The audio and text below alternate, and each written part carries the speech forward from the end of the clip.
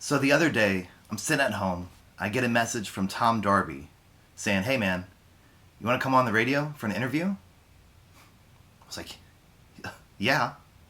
So in today's video, we're going to WSLR for a radio interview with Tom Darby. So let's go.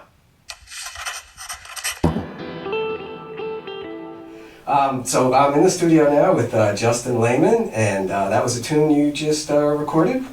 Yeah, I just did that. That was from a live show up at Ringside Cafe in St. Pete, right next to Janice Landing. Okay, yeah, it used to be Club Detroit. Yeah. Alright. Yeah, I was up there New Year's Day, so last Wednesday. Oh, a special gig? A New Year's gig, or is that a regular gig for you? No, it was a buddy of mine was down in Puerto Rico, and he had me fill in for him. So, where you from, Justin? I was born and raised in Sarasota. Wow, so you're local boy. Yeah. Okay. And when did you start playing music? As a kid? Yeah. I started playing, middle school. I told some friends of mine that I knew how to play guitar, so I had to learn pretty quickly. And then I church gigs and playing open mics and things like that. That's kind of how I got my foot in the door. Okay. And so about how old were you when you picked up your first guitar? Probably like 11 or 12. All right. But I didn't really take it seriously until like the high school years, after high school. All right. And now basically it's your career. Yeah. So you're taking it a lot more serious now. Yeah. It took me a long time to figure out what I was going to do when I grew up. So I just gave up on that whole Okay. the whole thing. Are you grown up now? No. Okay. I might be, but I don't feel it. Yeah, none of us do. We just keep growing up a little more every day. It never ends. So what did you listen to growing up? Were you into rock and roll, or? You know what, I listened to a lot of Dave Matthews Band, John Mayer, and then I listened to a lot of like when I got into songwriting, I thought I needed to learn the Beatles. I loved Ray Charles. Just finding artists that had really good songs and figuring out how to write them myself. Okay. And you got your guitar out. Can you do us one of your tunes? Yeah, sure. Yeah, this is one of my first songs. It's ironically called Last. Oh, okay. Yeah, so here we go.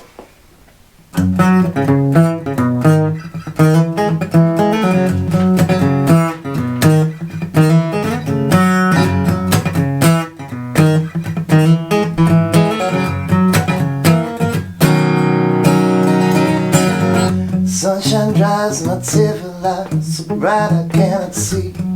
Lost in this place, the smile just the same. Cool and makes a stand.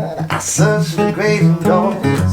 Once again, my shadows brought me fame.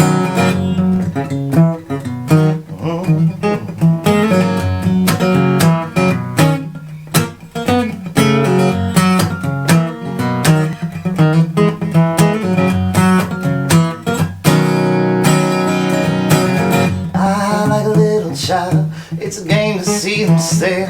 They come wanting more than I can give. Find myself getting high on into stranger zones. It's a shame that's the way it is. It's a strange day I'm living in, searching for a way to make it last. It's a strange day I'm living in.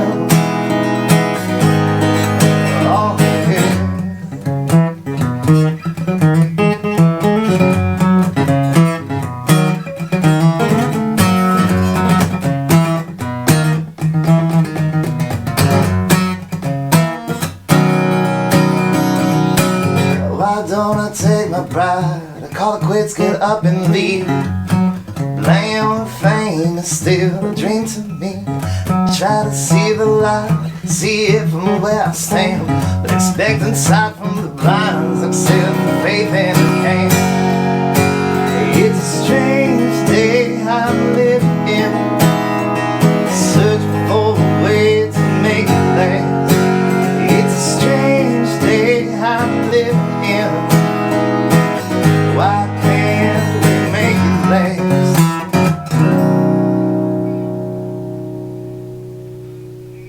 All right, Last. And it was one of the first songs you wrote. How old were you when you wrote that? I don't remember. I remember where I was though. I was at a Starbucks, the one on University. Okay. Well, there's a few on University now, but back then there was just the one near. It used to be a vegetable stand was the only thing on University. Yeah, right. Back when it was a dirt road. Yeah. But yeah, I think I was, I don't know, probably like 16 or 17, something like that. Okay. And so, you grew up here in Sarasota. Did you go to Riverview, Sarasota High? Where'd you go? I went to Lakewood Ranch. Oh, okay. Mhm. All right. So, in high school, did you play in any cover bands? Were you in any rock and roll bands in high school? With names you might remember? My senior year, I was in a band called SS Legend.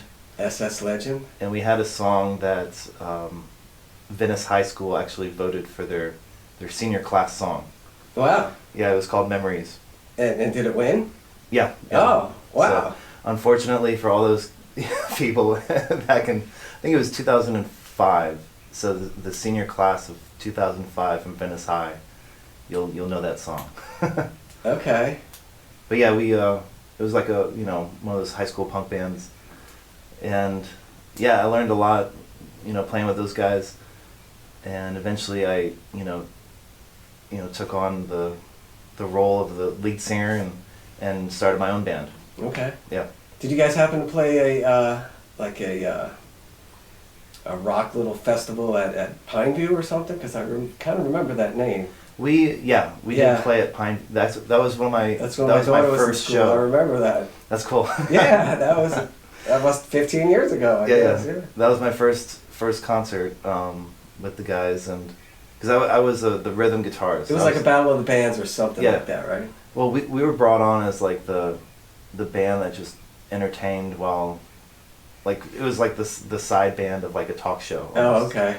That whole vibe and yeah that was my first show. Afterwards, we were signing autographs and selling CDs and taking photos with people. Wow. And I'm like, oh, this is how every show is, huh? And is there every show like that? No, I haven't done one like that since. Yeah, okay. We're hanging out with Justin Layman. He's performing tonight at Walt's Fish Market down on South 41, Tamiami Trail, just south of Bee Ridge. And you go on at 6:30, is that right? Yeah. 6:30, okay. And when do you play to? About 10? Yeah, 10 o'clock. Okay. So have you recorded any CDs over the year? You write your own music? Yeah, I have. I've done 3 albums, but they're I've done them all myself. Okay. So I've never done the whole like full production with the band.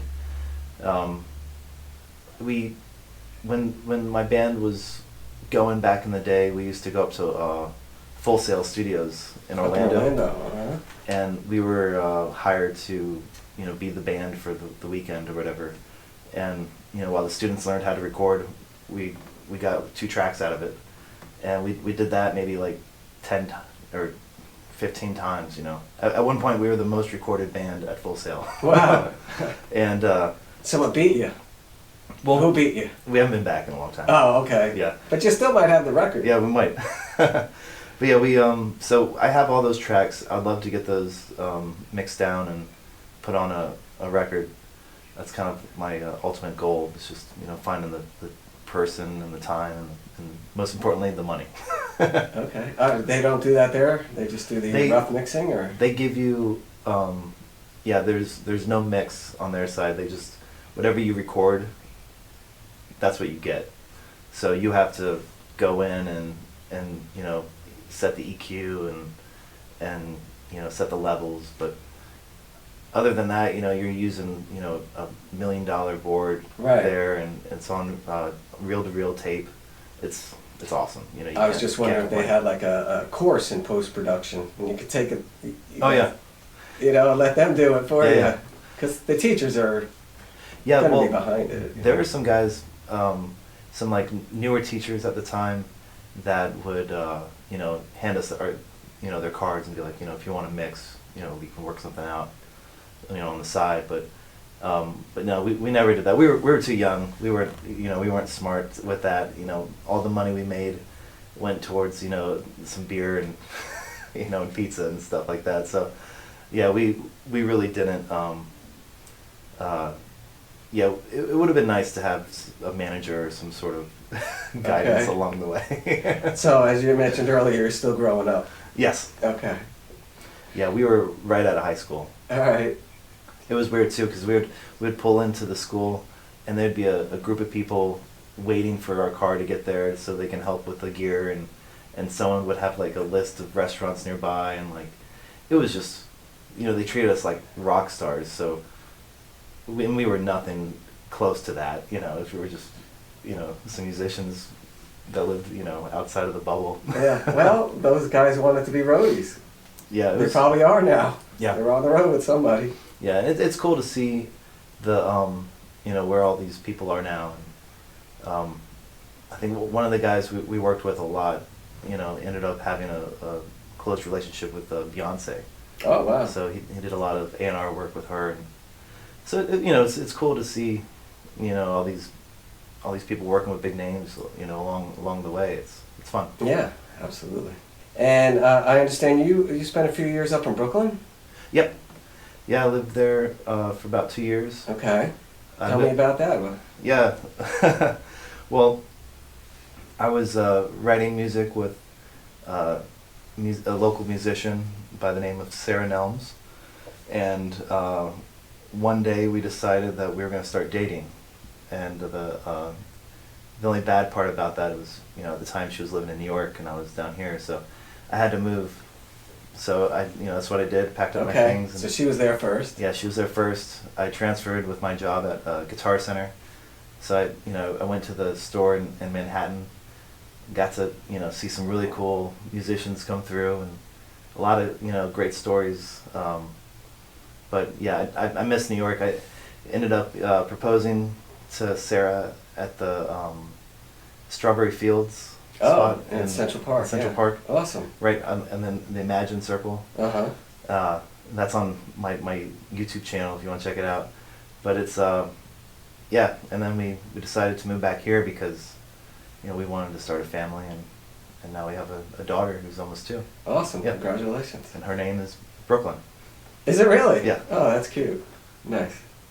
So you were up there how many years ago? It's gone by so fast. Probably like 3-4 years ago. Yeah. Okay. And Brooklyn has like an indie rock scene, don't they? Yeah. Yeah, it's cool. It's grunge.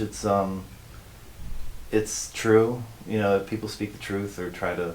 They're not there to like impress anyone with hair and makeup. Right. It's the polar opposite of what the scene in LA is, and it's nice. Okay. I feel like Nashville and Austin is somewhere in between, but New York is not. It's definitely you'll see like the craziest show in the world, but there'll only be like 5 other people in the room.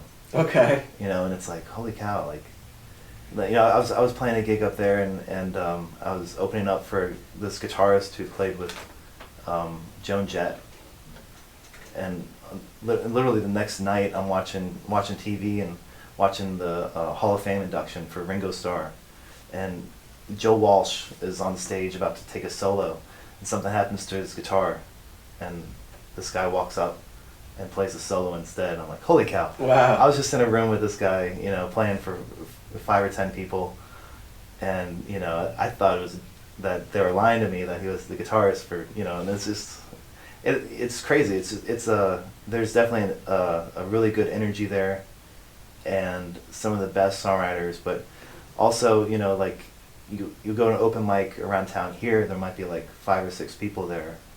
In New York, there's 50 to 60 people on the list. On the list. Yeah, you're not only just the gonna play- audience, on yeah. the list. Yeah, Wow. just on the list. So that'd take all night. So you're only going to play 1 or 2 songs. Yeah. And you're going to wait for like 4 hours. But Right. That's the way it is. And it sparks a lot of creativity. It makes you want to write more songs. But it's just it's grueling. It's tough to be up there because it's so expensive, and Sure is. and all your time is, I was living off of no sleep, and just trying to I remember one night falling asleep with my back against the wall in a blues club. Yeah. And knowing that I had to be up at 4 a.m., you know, just like, it's 1 in the morning, like, this is not going to work. But yeah, it wears on you. Yeah. I lived, you know, my wife and I, we lived near Coney Island. Okay. So it was, you know, like a 40-minute train ride into Manhattan. Right. And, you know, at night it's like a 2-hour train ride. So the commute is a lot, you know, it wears on you. I'll bet. Can we get another tune out of you? Yeah, sure. Yeah, this is my most requested song. This one's called Let It Rain.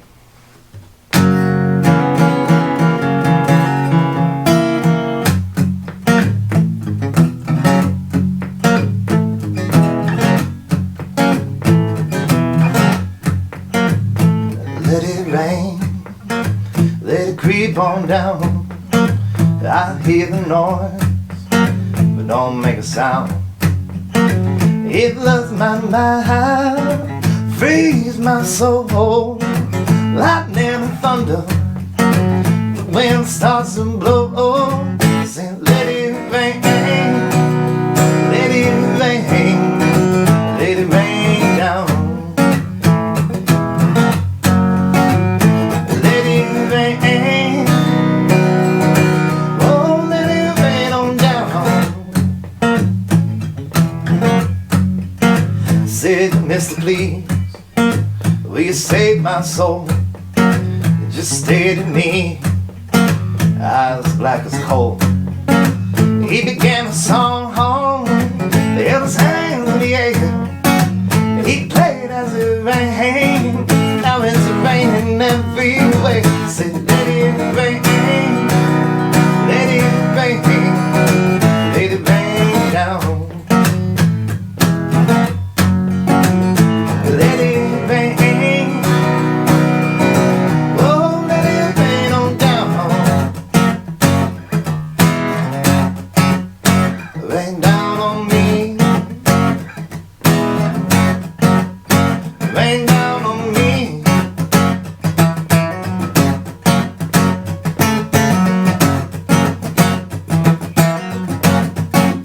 He said one more thing before you go.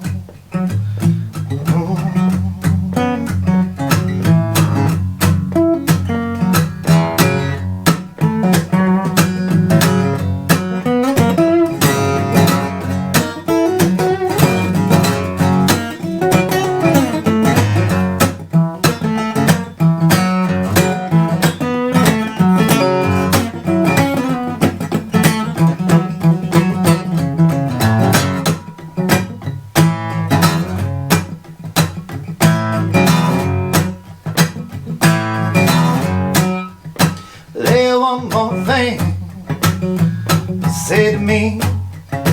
Didn't use his voice when his hands could sing. He told me, son, when the music's played, sing from your soul, you'll surely rain. He said, let it rain, let it rain, let it rain down. Let it rain, oh, let it rain on down. Rain down on me, rain down on me, rain down on me.